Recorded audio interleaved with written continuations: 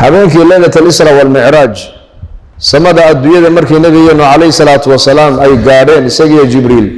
jibriil albaabka samaduu garaacay markaasuu yidhi waa ayaa lagu yidhi waa jibriil ayaa kula socdaa lagu yidhi muxamed baa ila socda miyaa loo yeedhay haa waa loo yeedhay sala allahu calayhi waaalihi wasaxbihi wasalam dadna markaasi malaa'igtu ay yidhaahdeen addoonkan loo yeedhay rabbigii u yeedhay ayaa nicmo laba yidhaahdeen iridii bay ka fureen waa samada adduunyada dadna markaa nebigu wuxuu la kulmay shaksi ilaahay uu siiyey qaama dharar iyo qurux laakiin markuu xagga midig eega shaksigaasi waa farxaa xagga bidix markuu eegana uu murugoonayaa markaa buu nebigu yihi jibriil waayo buu yihi addoonkan awoodan ilaahay siiyey quruxdan leh markaa baa lagu yihi waa aadam calayhi salaam abulbashar weeyaan waa aabbaha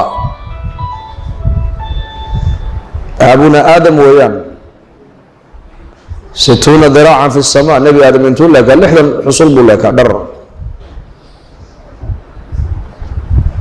وانا مركز وما حي مركو حق مدق ايغانا او فرحيا حق بدح مركو ديمودانا او مرغونا يا وهي حق مدق وحا او اركاو الله تصاع اولاد ديسا انت وناكسن جنة قليسا ايا الله تصاع انه كفرحا حق بدح بو ايغي علمهيسا انت حن النار كود هذا نيسا أهل النار نقول نيسا الله تصابه لقول ده لو كم مرقودا مركا عمل وناكسن هداد سميسو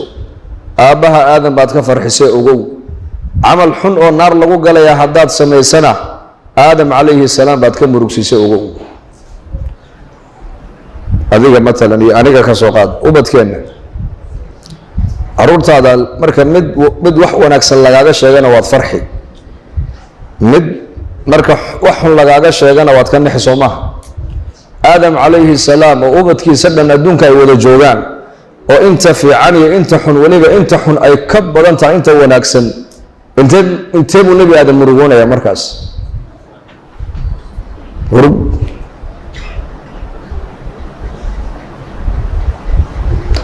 maalinka qiyaamahana banka qiyaamo marka la yimaado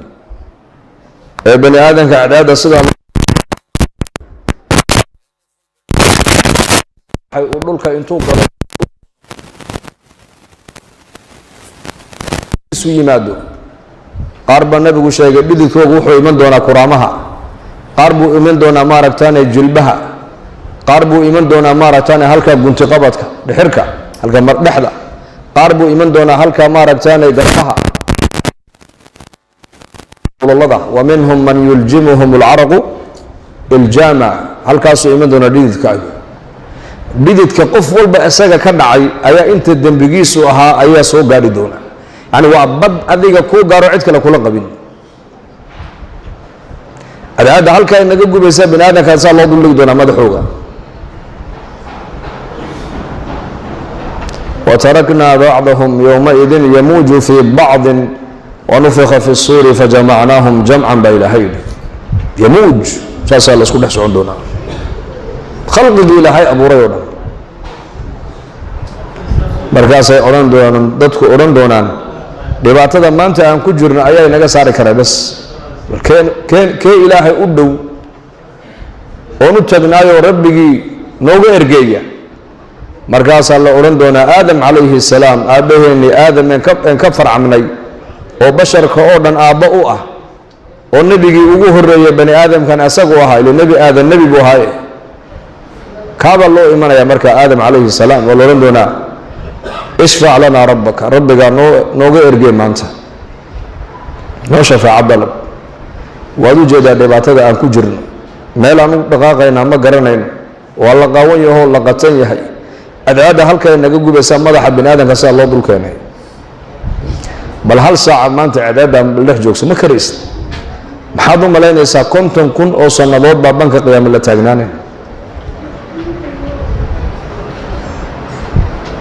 markaa buu nabi aadam leeyahay oo jannada dhanba ma kaga soo baxdeen ilaa gafkaygii mooyaane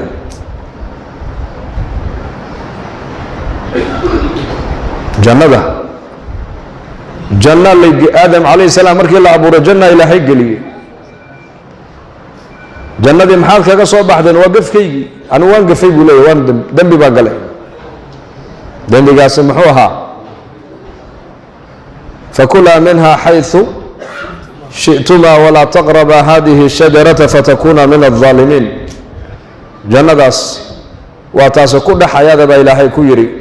meeshaad doontaan ka mara waxaad doontaan ka dhex cuna laakiin geedkaas ha u dhowaanina baa ilahay yidhi geedkaas haddaad geedkaa u dhowaataan daalimiintaad ka mid noqonaysaan baa lagu yidhi aadam calayhi salaam geedkii buu cunay siduu ku cunay geedkaa la yidho ibliis calayhi lacna oo marka horeba ku dhaartay aadam iyo duriyaddiisa inuu jannada ka dheerayn doono oo dariiqa xaqana uu ka dheerayn doono ayaa maaragtaane yidhi yaa aadam geedkaa lagu diiday cunidiisa ma taqaanaa fawaa'idda ku jirta maayo ma garanayno isagii xawaa wuxuu leey haddaad geedkaa cuni lahaydeen ama laba malag baad ahaan lahaydeen ama weligiin iyo allihiin jannadaad ku wari lahaydeen baa lagu yidhi waa labada sifee bini aadamku mulki buu jecel yahay mulki daa'ima nolol daa'ima raaxad daa'ima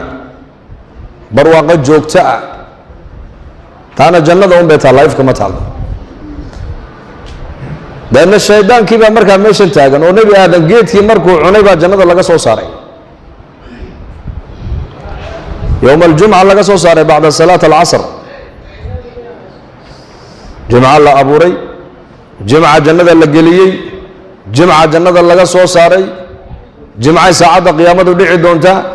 maalinta jimcada saacat alijaaba ku jirto ducada la aqbalaya ku dhex jirta yowma aljumca nebi aadan la abuuray bacda alcasr